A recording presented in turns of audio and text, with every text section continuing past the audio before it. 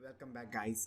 जैसा कि आप स्क्रीन पे देख रहे हैं, आज हम कौन सा चैप्टर करने वाले हैं। आज हम करने वाले हैं क्लास 10th का चैप्टर नंबर 6 और जिसका नाम है लाइफ प्रोसेस। अब नाम से पता चल रहा है कि लाइफ प्रोसेस क्या होगा। जितने भी हमारे प्रोसेस है लाइफ में, जो भी हम करते हैं सुबह से लेकर शाम तक, उसी को बोलेंगे। उस यही चैप्टर में हर चीज़ उसी के बारे में पढ़ेंगे कि लाइफ के प्रोसेस कौन से हैं, खाने से लेके पचाने तक हर एक चीज़ यहाँ पे पढ़ लेंगे। ठीक है, तो यहाँ पे लिखा हुआ है, फर्स्ट यहाँ लिखा हुआ है कि ऑल लिविंग थिंग्स परफॉर्म।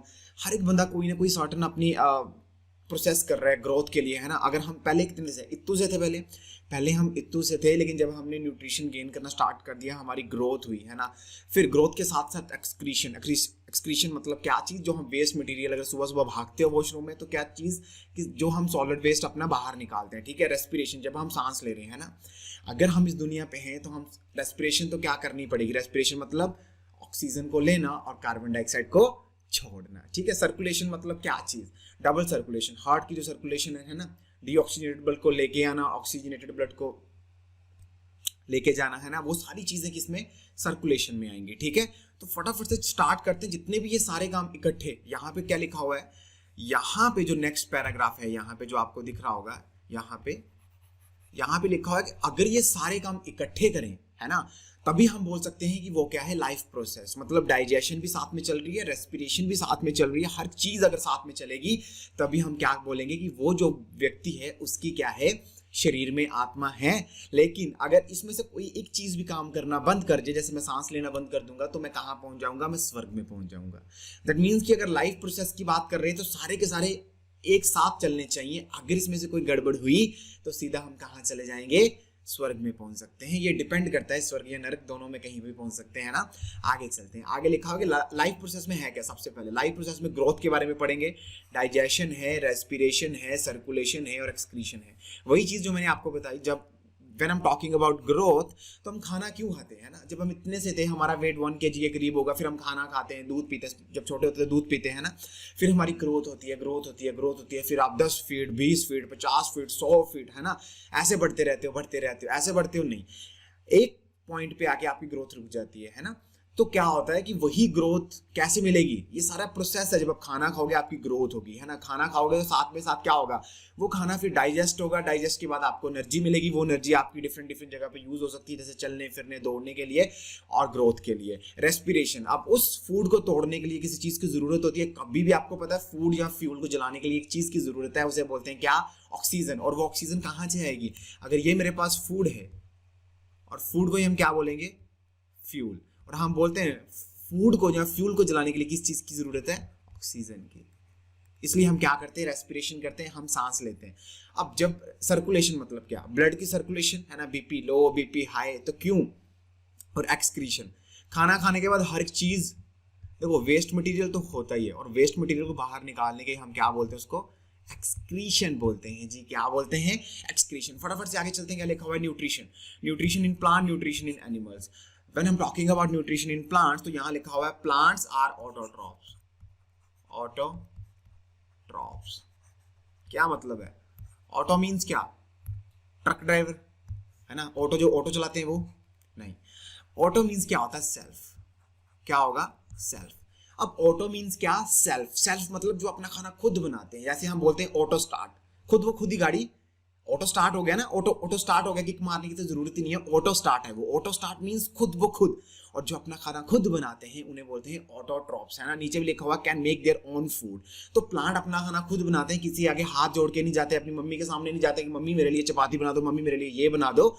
तो वो अपना खाना खुद बना लेते हैं, चाहे इत्तू से हैं चाहे इतने बड़े हैं, वो अपना खाना खुद बनाएंगे with the help of photosynthesis. ठीक, यहाँ पे एनिमल्स आर हेटेरोट्रॉप्स और डिपेंड्स ऑन प्लांट और other animals for their food. यहां पे एक चीज दिमाग में आ रही है कि हम अब मम्मी तो नहीं डिपेंड कर रही ना किसी पे, वो तो अपना खाना खुद बना रहे हैं। लेकिन खाना बनाने के लिए उनको किस चीज की जरूरत है, इंग्रेडिएंट की जरूरत है, वेजिटेबल्स की जरूरत है, मीट की जरूरत है। वो सारी चीजें कहां से आएंगी, वो सारी चीजें आएंगी प्लांट से। ठीक है, तो इस वजह से हम डायरेक्टली और इनडायरेक्टली किस पे डिपेंड करते हैं, प्लांट पे डिपेंड करते हैं। ठीक है, चलते हैं आगे चलते हैं। यहाँ डिफरेंस लिखा हुआ है, तो यहाँ लिखा हुआ है kind of nutrition in organic material like carbon dioxide. जो देखो ऑटोट्रॉफिक न्यूट्रिशन है, तो ये किससे मिलकर बनता है, ये फोटोसिंथेसिस। अब फोटोसिंथेसिस की फुल फॉर्म क्या है, अब फोटो मींस क्या होता है, photo means sunlight, with the help of sunlight. और synthesis mean making their own food, synthesize करना, तोड़ना, है ना। तो क्या चीज है सिंथेसिस। अब ग्रीन प्लांट क्या करता है, with the help of autotrophy वो क्या करेगा, अपना खाना खुद बनाएगा। वो क्या करेगा, कार्बन डाइऑक्साइड को यूज कर लेगा, सनलाइट को यूज करेगा, वाटर को यूज करेगा, और with the help of chlorophyll क्या कर लेगा, अपना खाना खुद बना लेगा। क्या बनाएगा, ग्लूकोज बना लेगा, और फिर क्या कर जाएगा, सर्वाइव कर जाएगा। बट हेटेरोट्रॉफ में ऐसा नहीं है। हेटेरोट्रॉफ टोटली डिपेंड करते हैं किस पे, प्लांट पे, प्लांट पे। अब ये डायरेक्टली और इनडायरेक्टली प्लांट पे डिपेंड करेंगे हम। अब आप ये बोल सकते हो लेकिन कुछ जो अपने पास व्यक्ति हैं, कुछ जो ह्यूमन बींग्स है, वो तो टोटली मीट खाते हैं, तो वो कैसे प्लांट पे डिपेंड करेंगे। मैंने यहाँ बोला डायरेक्टली और इनडायरेक्टली। जो वो मीट खा रहे हैं, गोट का खा रहे हैं, चाहे शीप का खा रहे हैं, लेकिन गोट और शीप अल्टीमेट किसको खा रही है, वो तो प्लांट को खा रही है ना। दैट मीन्स हम डायरेक्टली और इनडायरेक्टली किस चीज पे डिपेंड कर रहे हैं, हम डायरेक्टली और इनडायरेक्टली प्लांट पे डिपेंड कर रहे हैं। अब आगे लिखा हुआ है ऑटोट्रॉफ, तो यहाँ लिखा हुआ है क्या, यहाँ लिखा हुआ है ऑटोट्रॉफ, तो यहाँ चलते हैं। ऑटोट्रॉफ यूज करता है simple organic material, inorganic material, carbon dioxide हो सकता है, ये चीजें हो सकती है, और क्या बना लेगा, complex high energy molecules of carbohydrates. अब कार्बोहाइड्रेट्स क्या चीज है, किस बला का नाम है। अगर आपने कार्बोनेट्स कंपाउंड पढ़ा होगा तो आपको पता होगा carbohydrates mean the combination of carbon plus hydrogen. कौन सा कॉम्बिनेशन, C6H12O6। तो ये है फॉर्मूला ऑफ ग्लूकोज। तो ये ग्लूकोज का फॉर्मूला है, इसमें आपको हाइड्रोजन भी दिख रहा है, इसमें आपको कार्बन भी दिख रहा है। That's why we are just using here carbohydrates. अब फोटोसिंथेसिस के लिए किस किस चीजों की रिक्वायरमेंट है देख लेते हैं। जहां पे this side is reactant side, और जो चीज रिएक्टेंट साइड में होगी वही चीज की रिक्वायरमेंट होगी। अगर इसी में से अगर एक भी चीज मिसिंग हुई, अगर इसमें से एक भी चीज मिसिंग हुई, तो क्या होगा भाई, हमारा रिएक्शन पॉसिबल होगा ही नहीं, फोटोसिंथेसिस पॉसिबल होगी ही नहीं। अगर हमें कार्बन डाइऑक्साइड मिसिंग है तब भी नहीं होगी, अगर वाटर मिसिंग है तब भी नहीं होगी, अगर सनलाइट मिसिंग है तब भी नहीं होगी, अगर क्लोरोफिल मिसिंग है तो तब भी फोटोसिंथेसिस पॉसिबल नहीं है। तो फोटोसिंथेसिस के लिए हमें क्या चीज की रिक्वायरमेंट है, अगर आप ये वाली रिएक्शन लिख दोगे तो काफी ज्यादा इंपॉर्टेंट है। ये रिएक्शन हर एक जगह आपके लिए काफी ज्यादा हेल्पफुल रहने वाली है, ठीक है। और एंड रिजल्ट क्या मिलता है हमेशा, ये है क्या, carbohydrates. Great. And this one हम हमेशा बोलते हैं ज्यादा से ज्यादा क्या करनी चाहिए, प्लांट लगाने चाहिए। ज्यादा से ज्यादा क्या करनी चाहिए, एफोरेस्टेशन। क्यों, क्योंकि जितने ज्यादा प्लांट लगाएंगे उतनी ही क्या होगी, ऑक्सीजन रिलीज होगी। तो आपको सामने दिख रहा है यहाँ पे कि ये क्या हो रहा है, ऑक्सीजन रिलीज कर रहा है और साथ में वाटर बना रहा है, ठीक। अब रॉ मटेरियल फॉर फोटोसिंथेसिस, अब ये रॉ मटेरियल का क्या काम है यहाँ पे। या रॉ मटेरियल तो हम बिजनेस में जब काम करते हैं तब रॉ मटेरियल को यूज करते हैं, लेकिन यहाँ पे फोटोसिंथेसिस में कहाँ से आ गया। तो देखते हैं, फटाफट से देखते हैं क्या चीज है रॉ मटेरियल। तो जब भी आप लेस का पैकेट खरीदने जाते हो तो सबसे पहले क्या होता है, कंपनीज क्या करती है, रॉ मटेरियल खरीदती है। रॉ मटेरियल क्या होता है, जिससे वो चीज बनती है। अगर मैं लेस का पैकेट खरीदने जाऊंगा, जब मैं लेस बनाऊंगा तो मेरे को क्या चाहिए, किस रॉ मटेरियल की रिक्वायरमेंट है भाई, उसके लिए तो सिर्फ आलू की रिक्वायरमेंट है, जहां फिर कुछ मसाले वगैरह चाहिए होंगे, दैट्स इट। सबसे मेन है आलू की रिक्वायरमेंट। तो वो क्या हो गया, मेरा रॉ मटेरियल हो गया। जितने भी रिएक्टेंट साइड में कोई चीज आएगी उसे सबको हम क्या बोलेंगे, आर से रिएक्टेंट साइड और आर से रॉ मटेरियल। आर से क्या होगा, रिएक्टेंट साइड, और आर से ही क्या, रॉ मटेरियल। तो जो भी चीजें आपको रिएक्टेंट साइड में दिखेंगी वही आपकी क्या होंगी, रॉ मटेरियल होंगी, ठीक है। अगर अगर अगर बिस्किट बनाना चाहते हैं तो हमें क्या चाहिए, आटा चाहिए, है ना, आटा चाहिए, जहां फिर कैश्यू चाहिए, अगर उसमें से डाल लें तो वो मेरा रॉ मटेरियल हो जाएगा बनने से पहले, ठीक। और लास्ट में जो प्रोडक्ट निकल के आएगा, बिस्किट निकल के आएगा, जहां फिर लेस के पैकेट जो आपको मिलते हैं वो निकल के आएंगे। तो जैसे यहाँ पे प्रोडक्ट में क्या निकल के आया, यहाँ पे this is the product side. तो प्रोडक्ट में क्या निकल के आया, glucose plus oxygen plus water. तो ये इसका प्रोडक्ट है, एंड प्रोडक्ट जो आपको बनने के बाद, यहाँ फैक्ट्री चली हुई है, ये क्या चला हुआ, फैक्ट्री चली हुई है, यहां से ये डालते हैं और यहां से ये चीज निकलती है, ठीक है। आगे चलते हैं। अब रॉ मटेरियल हमें पता चल गया जो रिएक्टेंट साइड में, तो सनलाइट, क्लोरोफिल, है ना। क्लोरोफिल का काम क्या है, क्लोरोफिल का काम है कि ये सनलाइट को अब्सॉर्ब करती है। अगर क्लोरोफिल ही नहीं होगी तो ये सनलाइट को अब्सॉर्ब नहीं कर पाएगी, और अगर सनलाइट को अब्सॉर्ब नहीं कर पाएगी तो हमारा रिएक्शन पॉसिबल होगा ही नहीं। तो क्लोरोफिल का काम क्या है, सनलाइट को अब्सॉर्ब करना। अब कार्बन डाइऑक्साइड एंटर थ्रू, अब देखो स्टोमेटा क्या चीज है, स्टोमेटा क्या चीज है, सबसे पहले यहां पे देखते हैं व्हाट इज स्टोमेटा। स्टोमेटा क्या है, लीफ के ऊपर छोटे छोटे छोटे छोटे छोटे छोटे पोर्स होते हैं जिसमें से क्या होती है, ट्रांसपीरेशन, है ना। अब ट्रांसपीरेशन क्या चीज है, ट्रांसपीरेशन होता है वाटर इवेपोरेशन, जहां फिर exchange of gases. Exchange of gases मतलब कार्बन डाइऑक्साइड को क्या करेगा, लेगा, है ना, उसको अब्जॉर्ब करेगा, उसको लेगा फोटोसिंथेसिस के लिए और ऑक्सीजन को बाहर निकाल देगा, क्योंकि वो क्या है, बाय प्रोडक्ट है ना। जैसे वेस्ट मटेरियल हो गया ऑक्सीजन, वैसे ही है ना, हम उसको वेस्ट मटेरियल बोल सकते हैं, वो अपनी बॉडी से उसको बाहर निकालता है, ठीक है। जैसे हमारी बॉडी में कार्बन डाइऑक्साइड वेस्ट मटेरियल की फॉर्म में बाहर निकलती है, वैसे ही प्लांट क्या करता है, ऑक्सीजन को बाहर निकालता है। और ये कहां से निकलता है, प्लांट में छोटे छोटे पोर्स होते हैं जिसे हम नाम दे देते हैं स्टोमेटा, रामू, है ना, जहां फिर और कोई नाम नहीं दे सकते, है ना। तो एक पर्टिकुलर नाम रखे हुए हैं, क्या, ऑक्सीजन।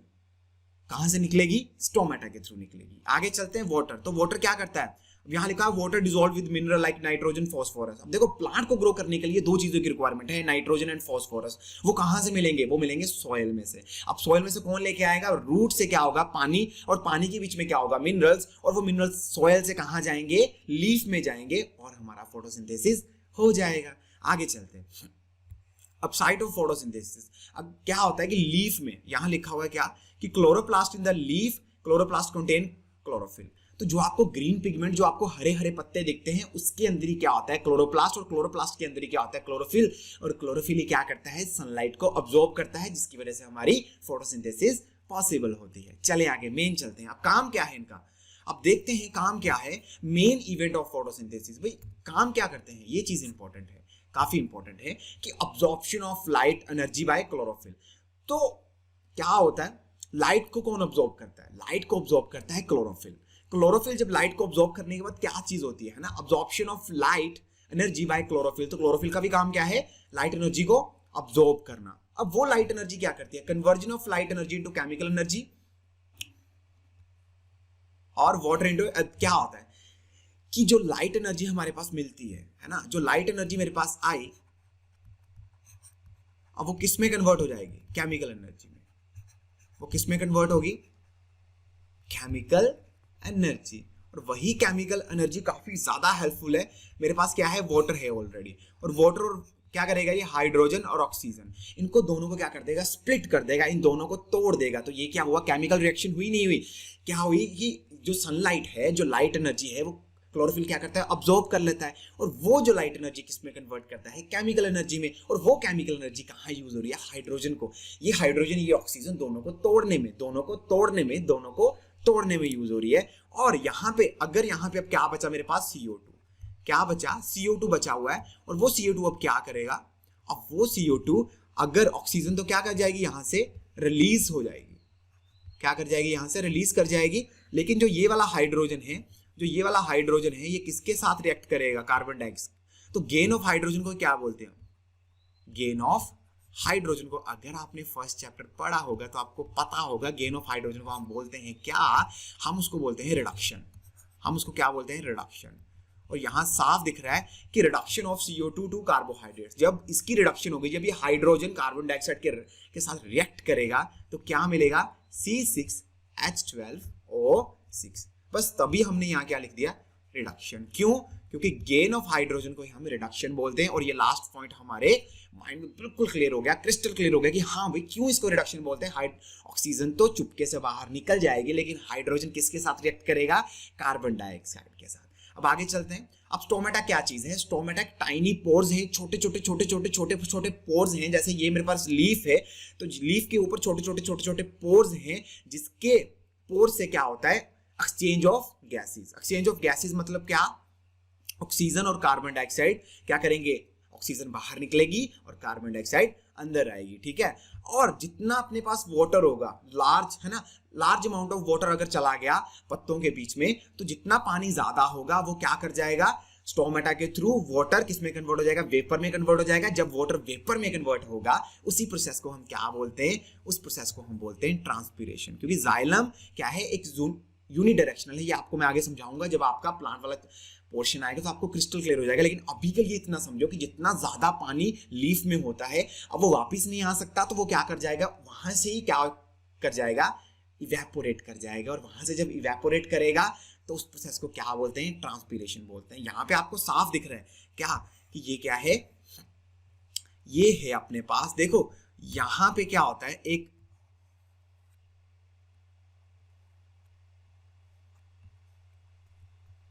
ये चीज डायग्राम बन ही नहीं रही ना, और तो यहां पे डायग्राम चेक करते हैं, यहां पे क्या करते हैं, डायग्राम चेक कर रहे हैं हम। तो यहां पे क्या, एक देखो डायग्राम तो काफी अच्छी बनी है ना, थोड़ा एडजस्ट कर लेना। तो बीच में ये क्या चीज है, ये है स्टोमेटा। अब देखो अगर कोई चीज इतनी इंपॉर्टेंट है तो उसको किसी ना किसी ने तो प्रोटेक्ट करके रखा होगा। तो स्टोमेटा एक काफी प्रीशियस चीज है लीफ के लिए। तो यहां क्या लिखा हुआ है, यहां पे इसके पास क्या है, ये है सेल गार्ड। क्या चीज है ये, गार्ड सेल। ये है गार्ड सेल, ये भी गार्ड सेल, ये भी गार्ड सेल, और बीच में क्या चीज है, ये है स्टोमेटा। ये स्टोमेटा को किसने प्रोटेक्ट करके रखा है, यहां पे भी और यहां पे भी, दोनों ने सेल गार्ड। अब ये डिसाइड करेंगे कि कितना पानी इवेपोरेट होगा और कितना पानी इवेपोरेट नहीं होगा। ठीक, अब यहां अगर तो पानी आएगा, यहां पानी आएगा, पानी आएगा आएगा आएगा, तो सेल गार्ड क्या कर जाएंगे, सेल गार्ड कर जाएंगे स्वेल। अब सेल गार्ड क्या करके, स्वेल करके, अब सेल गार्ड क्या करके, सेल गार्ड करके स्वेल। एक तो राइटिंग बड़ी अच्छी है। सेल गार्ड जब स्वेल करेंगे तो स्टोमेटा क्या हो जाएगा, स्टोमेटा ओपन हो जाएगा। स्टोमेटा क्या हो जाएगा, ओपन। अगर स्टोमेटा ओपन हुआ तो क्या होगा, अब देखो इसके पास पानी आ गया, इसका मतलब अगर इसके पास वाटर आया है तो एक्सेसिव वाटर है, ज्यादा पानी है, तो इसको पता चल गया कि मेरे पास क्या आ गया, वाटर आ गया। पहले ये ऐसे करके बंद थे, ऐसे करके बंद थे, लेकिन जब इसके पास वाटर आया, वाटर आया, वाटर आया, वाटर आया, वाटर आया, तो स्टोमेटा क्या हो गए, ओपन हो गया। जब ओपन होगा तो सनलाइट इसमें पड़ेगी, तो जो वाटर था वो क्या कर जाएगा, इवेपोरेट कर जाएगा। जब इवेपोरेट कर जाएगा तो पानी सारा खत्म हो गया, तो ये क्या कर जाएंगे, श्रिंक कर जाएंगे, श्रिंक कर जाएंगे, श्रिंक कर जाएंगे, और स्टोमेटा क्या कर जाएगा, क्लोज कर जाएगा। अगर स्टोमेटा क्लोज कर गया दैट मींस कि वाटर सारा इवेपोरेट हो चुका, और अब ये क्या है, गार्ड सेल है। स्टोमेटा क्लोज कर जाएगा, जब भी ये सेल गार्ड श्रिंक कर जाए तो स्टोमेटा मेरा क्या हो गया, क्लोज हो गया। फिर वाटर आएगा, वाटर आएगा, वाटर आएगा, वाटर आएगा, तो स्टोमेटा मेरे क्या कर जाएंगे, ये ओपन कर जाएंगे। सनलाइट पड़ेगी तो ये क्या कर जाएगा, वाटर इवेपोरेट हो जाएगा, इवेपोरेट हो जाएगा, इवेपोरेट हो जाएगा। फिर ये मेरे क्या हो गया, सेल गार्ड श्रिंक कर गए, श्रिंक कर गए। जब ये श्रिंक कर जाएंगे तो मेरा क्या हो जाएगा, स्टोमेटा क्लोज हो जाएगा। तो साफ यहां दिख रहा है। अगर तो ये चीज दिख रही है, स्टोमेटा क्या है, ये क्या है, वाटर क्या चला गया, बाहर चला गया, वाटर सारा बाहर है, बिल्कुल सारा बाहर हो गया। और अब क्या हो गया, ये हो गए श्रिंक, सेल गार्ड क्या हो गए, श्रिंक, और स्टोमेटा क्या हो गया, क्लोज्ड। बस इतनी सी बात थी। ये आपको दिख रहा है, बस ऐसा ही है, ये सेम टू सेम। ये क्या है, सेल गार्ड, ये है सेल गार्ड जैसे मैंने बनाया, ये सेल गार्ड है। और ये चीज जो आपको सेंटर में दिख रही है ना, ये बीच वाली चीज जो आपको यहां दिख रही है सेंटर में, ये क्या है, ये है स्टोमेटा। बस इसी के ऊपर सारा, देखो जो चीज इंपॉर्टेंट होती है उसको किसी न किसी ने तो कवर करके रखा होता है। बस वही चीज है यहाँ पे। सेल गार्ड डिसाइड करेगा कितना पानी इवेपोरेट होगा और कितना नहीं होगा। देख लो, सेल गार्ड ही क्या कर रहे हैं, ओपन हो रहे हैं जब वो स्वेल हो रहे हैं, और सेल गार्ड ही क्लोज हो रहे हैं जब वो श्रिंक हो रहे हैं, और क्या हो जाएगा, स्टोमेटा मेरा क्लोज हो जाएगा। आगे चलते हैं, holozoic nutrition. Holozoic nutrition, animal take in solid form and break down inside the body. क्या करेंगे, अगर एनिमल क्या करेंगे, फूड को खाएंगे, है ना, सॉलिड फूड को खाएंगे, और वो डाइजेस्ट कहाँ होगा, आपके पेट में होगा, उसे बोलेंगे होलोजोइक न्यूट्रिशन, है ना। मतलब हेटेरोट्रॉफ में क्या चीज होती है, तीन पे डिपेंड करता है ना, तीन पे डिपेंड करेगा होलोजोइक। होलोजोइक मतलब हम ह्यूमन बीइंग है, हम खाना खा रहे हैं, जो भी डाइजेशन होगी हमारे पेट के अंदर होगी। ये नहीं है कि हमारा पेट उखाड़ के बाहर रखा हुआ है, सारी डाइजेशन बाहर हो रही है, ऐसा नहीं हो रहा। हम खाना खा रहे हैं, सारा सिस्टम अंदर लगा हुआ है ना, पुर्जे हमारे सारे अंदर फिट हुए हैं, और वही सारा कुछ डाइजेशन करेंगे। अमीबा हो गया और एनिमल्स हो गया, और एनिमल्स की कैटेगरी में कौन आते हैं, ह्यूमन बीइंग्स आते हैं। अब organism feed on dead and decaying matter. आपको पता है जब भी कोई चीज मर जाती है, सड़ जाती है, तो उसके बाद क्या होता है, आपको स्मेल आना स्टार्ट हो जाती है। क्यों, क्योंकि ऑर्गेनिज्म क्या करते हैं, जो छोटे छोटे अपने पास ऑर्गेनिज्म होते हैं, फंगाई हो गया, ये चीजें होगी, तो क्या करती है, डेड एंड डिकेइंग मैटर को खाना स्टार्ट कर देती है। ठीक है, अब पैरासाइटिक क्या होगा, पैरासाइट्स वो चीज होती है जो क्या करती है, दूसरे पे डिपेंड करती है। जैसे लीच हो गया, टेप वर्म हो गया, है ना, कैस्केट प्लांट हो गया, लीच, टेप वर्म, टिक। बोलोगे टिक क्या चीज है, ये वो वाली टिक नहीं है, ऐसे करके ये टिक से याद मत रखना। अब अमीबा और एनिमल तो पता चल गया, फंगाई भी पता चल गया, लेकिन पैरासाइट क्या करते हैं, आपने कभी देखा होगा कुत्तों के ऊपर एक ना मतलब ब्राउन से कलर के आपने देखा होगा कि लग जाती है ना, चिपक जाती है वो चीज। तो वो क्या चीज है, वो अपना खाना खुद नहीं बना सकती। वो क्या करती है, जितने भी एनिमल्स हैं उनसे क्या करती है, उनका ब्लड कंज्यूम करती है, और ब्लड से ही अपना न्यूट्रिशन, है ना। और जो ब्लड जिसपे वो मरता नहीं है अपना, उसको बोलते हैं होस्ट। जिसपे वो डिपेंड करती है उसे बोलते हैं होस्ट, और वो कभी भी मरेगा नहीं। जैसे आपने पता है आपके सिर में जुएं पड़ गई है ना, अगर वो क्या करेंगी, न्यूट्रिशन कहां से लेंगी, आपके दिमाग से लेंगी, लेकिन लेकिन लेकिन आप उनसे मरोगे नहीं, लेकिन आप वीक होते जाओगे, वीक होते जाओगे। टेप वर्म कभी आपने देखा होगा, पेट में कीड़े पड़ जाते हैं, उससे बंदा मरता नहीं है, लेकिन जो आप खाना खाओगे वो सारा टेप वर्म खा लेंगे, वहां से वो कंज्यूम कर लेंगे। इस वजह से ये इसे क्या बोलते हैं, ये देखो, ये अपना खाना खुद नहीं बनाते, दूसरों से क्या करते हैं, लेते हैं। अगर प्लांट की बात करेंगे तो कैस्केट एक बेल की तरह होती है जो अपना खाना खुद नहीं बनाती, लेकिन दूसरे अगर पेट के साथ चिपक कर उससे खाना चुराती है ये। और टेप वर्म हो गया, टिक होगी जो मैंने आपको बताया, तो ये सारी चीजें क्या करती है, दूसरे पे डिपेंड करती है, और जिस पे डिपेंड करती है उसे बोलते हैं होस्ट, और वो होस्ट कभी मरता नहीं है लेकिन वीक होता जाता है। ठीक है, आगे चलते हैं। अब how do organism obtain their food.